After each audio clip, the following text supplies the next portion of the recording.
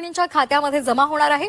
महिला आणि बालकल्याण मंत्री आदिती तटकरे यांनी ट्विट करत ही माहिती दिली आहे। निधी वितरण प्रक्रिया आजपासून सुरू होणार असल्याचं त्यांनी म्हटलेलं आहे। महिला आहेत ज्यांच्या बँकच्या खात्यामध्ये फक्त 50-100 रुपये होते, पण आज दर महिन्याला त्यांच्या बँकच्या खात्यामध्ये या लाडकी बहीण योजनेतून 1500चा लाभ हा वितरित होत असतो। केवायसी बंधनकारक असेल प्रत्येक लाभार्थ्याला 100% आणि त्याचा आम्ही सगळ्यांना कालावधी दिलेला आहे आणि तो कालावधी साधारणपणे 2-3 महिन्याचा असणार आहे, कारण त्यांना तेवढा कालावधी लागणार।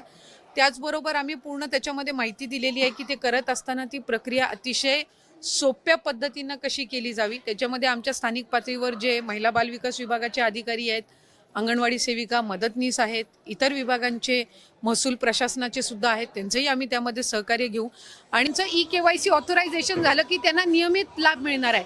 म्हणजे या ज्या तक्रारी आहेत की 1 महिन्याचा लाभ मिळाला, दुसऱ्या महिन्याचा मिळायला विलंब झाला, तिसऱ्या महिन्याचा त्या ठिकाणी थांबला गेला, तर या सगळ्यामध्ये सरळता आणि त्याचबरोबर सुलभता ही त्या निमित्ताने येणार आहे। त्याच्यामुळे या 2-3 महिन्याच्या कालावधीमध्ये जे लाभार्थी आहेत त्यांनी ई-केवायसी करून घेणं आहे आणि याच्यातून त्यांना फक्त लाडकी बहीण योजनाच नाही तर शासनाच्या वेगवेगळ्या ज्या योजना आहेत ह्याचा सुद्धा पुढच्या कालावधीमध्ये लाभ होण्याच्या दृष्टिकोनातून हे महत्त्वपूर्ण केल्या होत्या। ई-केवायसी साधारणपणे महा-डीबीटी पोर्टलवर ज्या ज्या काही स्कीम्स राबवल्या जातात त्या सगळ्यांना ई-केवायसी ही प्रक्रिया फॉलो केली जात असते।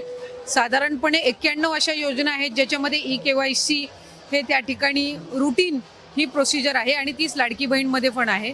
फक्त